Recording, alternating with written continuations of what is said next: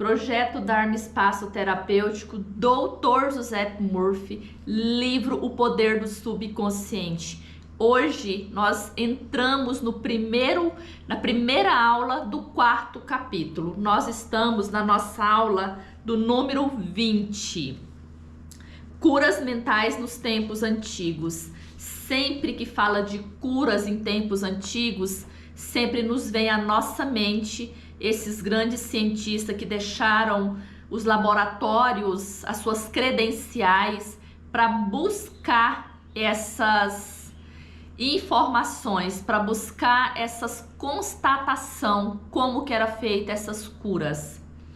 Através dos tempos, indivíduos em todo o continente, climas, culturas souberam instintivamente que em algum lugar havia um poder curador que podia restaurar as aptidões e funções do corpo humano, trazendo-o de volta ao estado normal de eficiência e boa saúde. Todos esses grandes homens sábios sabia que instintivamente eles sabiam que tinha. Às vezes eles iam buscar em terras distantes como que eles faziam naquelas culturas. Eles sabiam que era feita, o processo era o mesmo. Às vezes nessas terras, nessas culturas diferentes, seriam rituais diferentes, pontos de concentrações diferentes. Acreditava-se que esse estranho poder podia ser invocado em certas condições que, se corretamente conjurando, o resultado seria alívio do sofrimento. A história de todas as nações confirma que, de fato, existe essa crença. Na história antiga dizia-se que o poder de influenciar o homem secretamente para o bem ou para o mal, incluindo as curas de doença, era prerrogativa de sacerdotes, sacerdotisa e de pessoas sagradas. Naquela época era mais comum as pessoas sagradas fazer esses grandes milagres. Por que eu digo grandes milagres? Porque hoje é mais difícil a gente ver essas pessoas com seriedade, trabalhando com essa seriedade. Mas na época, os sacerdotes, as sacerdotisas, as pessoas que tinham uma base fundamentada no espiritual, faziam cura extraordinária. Temos hoje? Temos.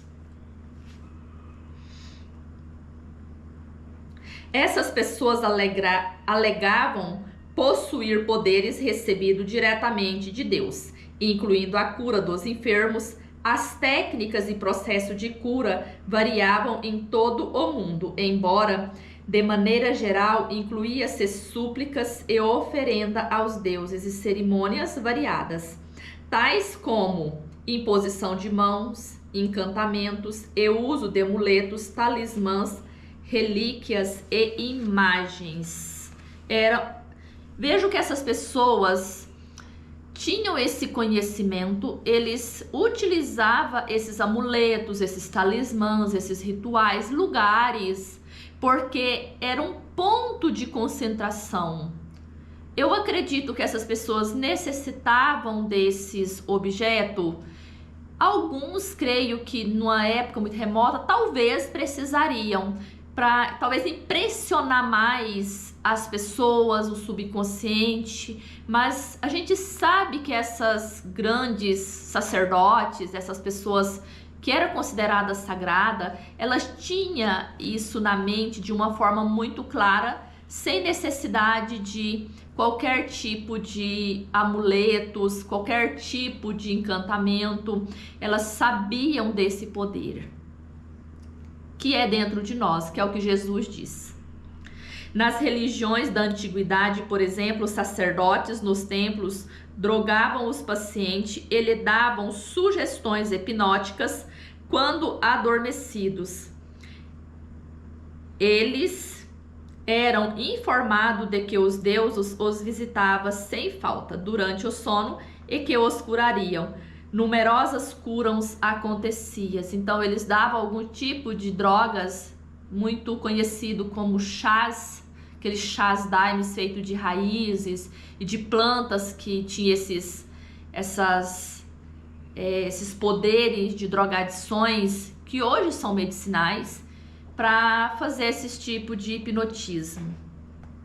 Os devotos de Hécate recebiam instruções para misturar lagarto com resina, olíbano e mirra e triturar tudo isso ao ar livre quando a lua estava no quarto crescente.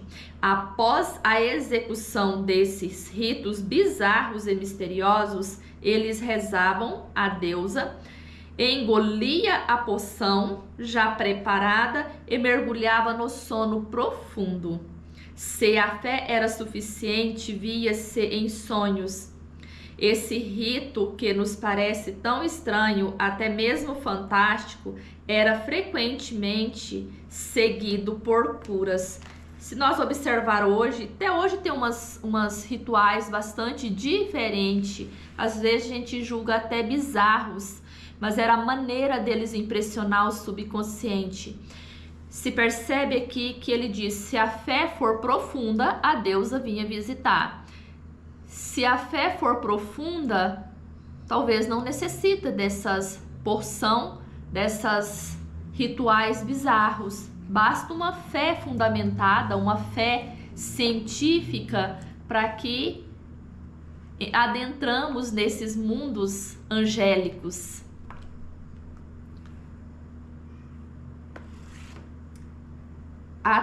Se a fé era suficiente, vinham em no sono. Esse rito, que nos parece tão estranho, até mesmo fantástico, era frequentemente seguido por cura. Nos tempos antigos, o homem inventou numerosos e eficazes maneiras de ganhar acesso ao poder incrível da mente subconsciente e usá-la para curar. Embora soubesse que esse procedimento funcionava, não sabiam como ou por que produzia os resultados. Eles sabiam que tinha essas curas, mas eles não sabiam como e por que tinha. Eles não entendiam que era a mente nossa que criava esse estado de cura ou de enfermidade, mas eles necessitavam de fazer esses rituais para impressionar a mente subconsciente. Por isso que o Dr. Joseph Murphy está dizendo, eles sabiam que acontecia a cura, mas eles não sabiam como. Hoje sabemos que sugestões poderosas eram dadas à mente subconsciente. Rituais, poção e amuletos atraíam profundamente a imaginação do homem e facilitavam a aceitação pelo subconsciente da sugestão repetida do curandeiro. Trabalho de cura, porém, era realizado pela própria mente subconsciente do paciente. Analisa só, se você vê uma coisa que seja diferente daquilo que nós estamos acostumados a ver no dia a dia, um ritual, uma pessoa, uma planta, a gente fica impressionado, porque não é uma coisa que a gente vê todos os dias. Então, na verdade, aqueles rituais que eram bastante diferentes, estranhos, para dizer o mínimo, impressionava mais a mente subconsciente daquelas pessoas. Por isso que os rituais eram necessários. Hoje, se a gente passa num lugar e vê um despacho e for uma coisa meio diferente, que atrai a nossa atenção, a gente fica impressionado com aquilo. Mortes, por exemplo. Sabemos que todo mundo vai morrer, mas de repente acontece uma morte de uma forma um pouco diferente, que não é natural e que a gente não está habituado a ver todos os dias nos jornais ou na nossa região, na nossa cidade, no nosso bairro, na nossa comunidade. Quando aquela morte acontece, a gente fica impressionada, às vezes é televisionada, propagada, fica repetindo aquilo nas redes sociais, ainda mais hoje que nós temos a era da tecnologia, bastante repetida aquelas imagens, é muito televisionada e a gente acaba aqui impressionando. Em todas as eras, curandeiros leigos obtiveram sucesso notável em casos em que a perícia médica tradicional fracassara e os pacientes haviam entrado em desespero. Em situação, leva-nos a perguntar de que modo esses curandeiros em todo o mundo faziam e fazem essas curas. A resposta é que as curas ocorrem porque a crença cega do doente libera o poder curador existente na mente subconsciente. Você pode perguntar assim: então não seria muito mais fácil essa pessoa condicionar a mente para uma cura? Seria, mas ela não acredita, ela precisa de outra pessoa com esses poderes mágicos, entre aspas, para impressionar a mente subconsciente dela para que ela acontecesse essas cura, esses milagres. Quanto mais fantástico, estranhos os remédios e métodos usados pelos curandeiros, mais provável era que os pacientes acreditavam que algo estranho tinha de ser incomumente poderoso. A excitação emocional tornava-lhe fáceis aceitar a sugestão de saúde, tanto pela mente consciente quanto pelo subconsciente. Esse ponto será discutido em maiores detalhes no capítulo seguinte. Quando nós impressionamos a nossa mente com poderes do lado de fora, se você vai ao médico e se ele fala que é uma cirurgia demorada, você vai colocar na cabeça que aquilo é mais de risco. Se ele disser é uma cirurgia de muito fácil e pouca durabilidade ali, de alguns minutos de estar tudo pronto, o que você acredita? Que vai ser fácil. Ou mesmo, se o médico disser, mesmo que for um caso grave ali, uma emergência, que seja um caso de extrema necessidade de você fazer pela ciência realmente, e um médico for muito conhecido, for uma pessoa que tem uma respeitabilidade no local, o que você vai entender? Que a cura vai ser feita. Se você já for ao médico, vamos pegar esse caso de cura, se você for ao médico e ele disser que você vai sair dali muito bem, a sua mente acredita nisso. E por que então que os médicos não utilizam essa ciência? Pelos conselhos que eles têm, pela incredulidade que eles têm. Muitas vezes eles não acreditam nessas curas, eles foram condicionados que apenas a ciência, os antibióticos, os anti-inflamatórios têm poderes. É simples compreender o porquê. Se você for um curandeiro e ele tiver fama que ele é muito bom, que ele é uma pessoa que ele tem muita clarevidência, você já chega lá emanando as informações para que ele fala para você. Enquanto você poderia sentar, fazer uma meditação e ter as próprias imagens, porque você tem que dar liberdade, ou seja, você tem que emanar essas imagens para que ele capta e passa para você novamente. É como se fosse um telefone, você tem que falar para outra pessoa ouvir para te devolver a resposta. Com isso, a gente vai observando que a nossa mente ela é poderosa. Eles sabiam disso? Creio que muitos já sabiam nessas épocas antigas, mas muitos não sabiam. Eles eram passados esses poderes, esses rituais de curandeiro para discípulo, de pai para filho, de geração a geração, de tradição a tradições. E conforme a pessoa foram evoluindo, gente, às vezes também, vamos analisar outro ponto, é muito antigo, tinha pessoas com muita sabedoria, já tinha essa ciência, com esse conhecimento, mas uma fé mais científica. Não era todos que tinham uma fé cega, não. Mas tinha muitos ainda que precisavam de amuletos, que precisavam de um ritual, não acreditavam que eles tinham o poder de curar por si só, eles acreditavam que precisava passar por aquele ritual para ter uma cura, um milagre. E por que a gente hoje tem muita dificuldade de acreditar? Pelos charlatões que já tem no nosso meio, que sempre teve, mas que hoje com a divulgação mais rápida da internet, ficou mais fácil divulgar e nós ficar sabendo com mais rapidez que essas pessoas às vezes nem sabem tanta coisa assim, para dizer o mínimo, né? Às vezes não sabe nada, mas que a pessoa vai acreditando e a pessoa vai, às vezes ela recebe uma cura. E por que nós não podemos fazer isso? Porque nós acreditamos sempre em algo do lado de fora, seja um curandeiro, seja um médico, seja um medicamento. Nós ainda não entendemos que o poder de Deus está dentro de nós. Aquele que Jesus disse que nós podíamos fazer milagres tanto quanto Ele. E nós podemos. E nós fazemos. Todos os dias nós fazemos um milagre. Aliás, nós somos o próprio milagre de Deus. Nós somos a própria expressão de Deus. Mas eu preciso ter uma certeza, uma fé muito viva para que eu possa acreditar nessa certeza. Para que eu possa acreditar nesse poder. Para que eu possa entender que esse poder, eu sou Ele.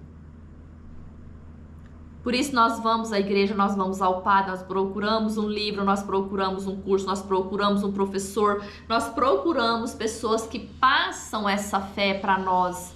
Na verdade, não é o ritual que a pessoa faz, é a fé que nós depositamos naquela pessoa e que ela tem aquela fé, que nós acabamos que fazemos uma cura, às vezes um milagre de uma doença, de uma situação, porque não precisa ser necessariamente doença. Tem pessoas que estão passando uma situação de dinheiro, dificuldade financeira muito grande e aparece um milagre, aparece na porta da casa dessa pessoa um milagre.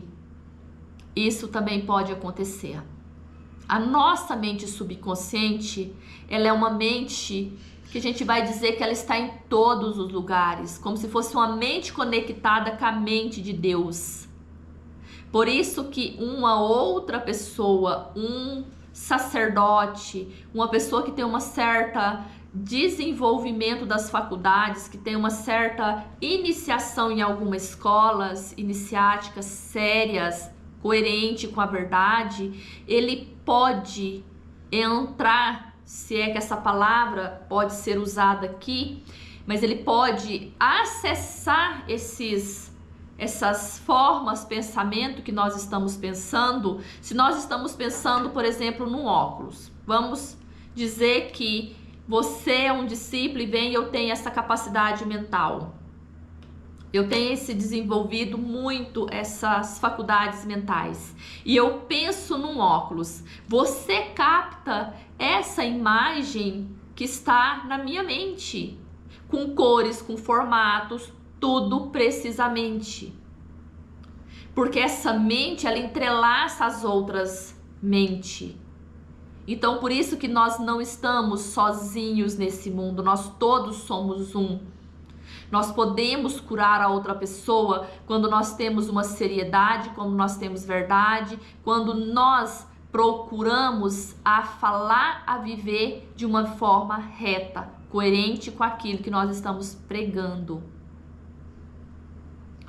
Se nós tivermos, ou se nós fizermos esse pacto com nós mesmos, nós podemos curar o outro, nós podemos ser a luz no caminho do outro, mas nós precisamos ter muita responsabilidade, porque o karma do outro, ele passa a ser nosso quando nós somos inconsequentes.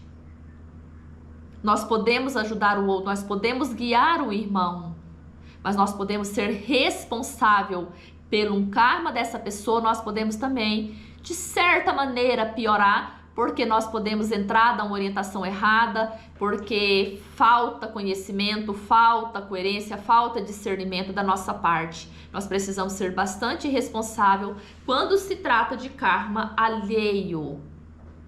Mas nós, no caminho do amor, no caminho da retidão, do altruísmo, nós podemos fazer coisas extraordinárias na vida do outro. Até a nossa próxima aula. Beijo de luz.